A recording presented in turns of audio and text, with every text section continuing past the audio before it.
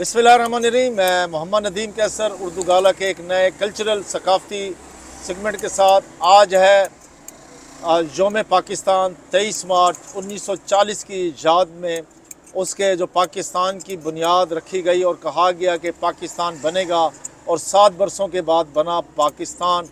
और इस वक्त बानी पाकिस्तान के हवाले से जिन्हा का पाकिस्तान के बानी मोहम्मद अली जिन्हा का जो कैप जो पसंदीदा कैप थी जिन्हा कैप, उसके हवाले से आज हम मौजूद हैं नस्ल दर नस्ल आप जारी करने वाले हैं जिन्हा कैप बनाने वाले माहिर मोहतरम असगर अली साहब के साथ। उनसे बात करेंगे कि जिन्हा कैप जो कभी पहनावा था हुक्मरानों का और आज भी पहनावा है, लेकिन इसके लिए कहा जाता है कि जिन्हा कैप सजती है लेकिन उसके लिए भी सर होना चाहिए और सर के लिए साहिब किरदार होना चाहिए। सुभान अल्लाह। जी असगर भाई, कितनी एज से आप ये काम कर रहे हैं? मैं आपकी तो नस्ल इसमें मैं तो और उम्र गुजर गई है। मैं 70-80 साल का तो मेरा बाप बना बना के बहुत हो गया है जी। तो मुझे भी 10 क्या नाम था वाले साहब? वो साहब बरकत अली। जी, जी। उसका जब उसका नाम था बरकत कैप हाउस।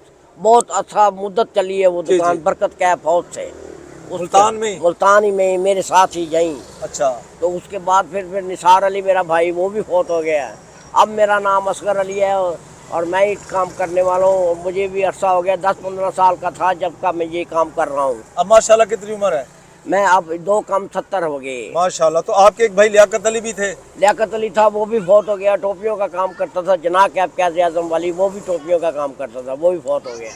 कैप तो बहुत सारी हैं, हाँ जी। लेकिन आपने जिन्हा कैप की तरफ आपकी ख़ानदान फैमिली जो उसकी एक पहचान भी बन गई और फिर आपके ख़ानदान की बनाई हुई कैप जुल्फ़कार अली भुट्टो जब 70 की कैंपेन में यहाँ पर आए थे उन्होंने पहनी। फिर उनके दामाद आसिर अली जरदारी जब सदर बने उन्होंने पहनी। और जब वज़ीर आला मोहसिन नकवी बने तो वो उन्होंने भी जिन्हा कैप पहनी। और जो भी यहाँ से गुजरा यहाँ पर हाज़िरी देकर जाता है, इस हवाले से ज़रा बताइए। अर्ज़ ये है कि ये क़यादे आज़म की निशानी है। गैर मुल्क में भी हमारा आदमी ये जना कैप डालेगा तो पता लगेगा ये पाकिस्तानी क़यादे आज़म का हम नवा बंदा है।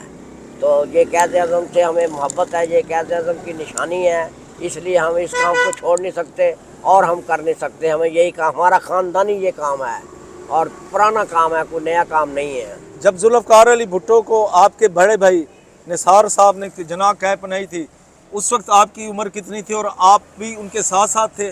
और जब वो 2 घंटे घर में आया इलेक्शन कैंपेन इलेक्शन कमरे में 70 में, तो मैं बनियान और कच्छा डाल के उसके साथ खड़ा था। उसने भुट्टो को टोपी पहनाई थी, स्लेटी रंग की, कबूतरी रंग, आसमानी रंग जिसे बोलते हैं। अच्छा। वो उन्हें पहनाई थी।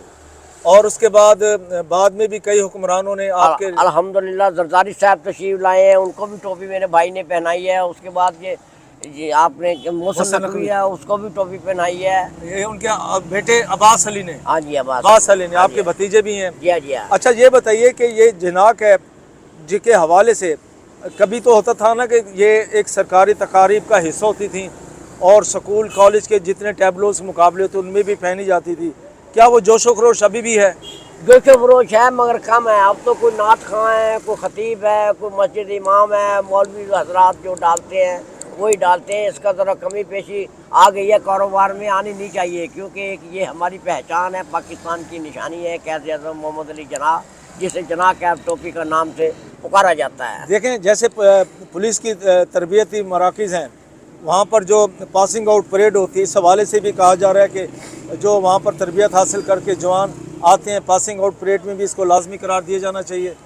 हमारा जो ड्रेस का हिस्सा बनाना चाहिए। कुछ अरसे पहले की बात है, सफ़ेद जोड़ा, काला बूट और काली टोपी जिन्हा कैप क़यादे आज़म वाली नई भर्ती वाले हमारे पुलिस से भी ले जाते थे। जो फौज वाले यूनिटों वाले वो भी आर्डर देते थे।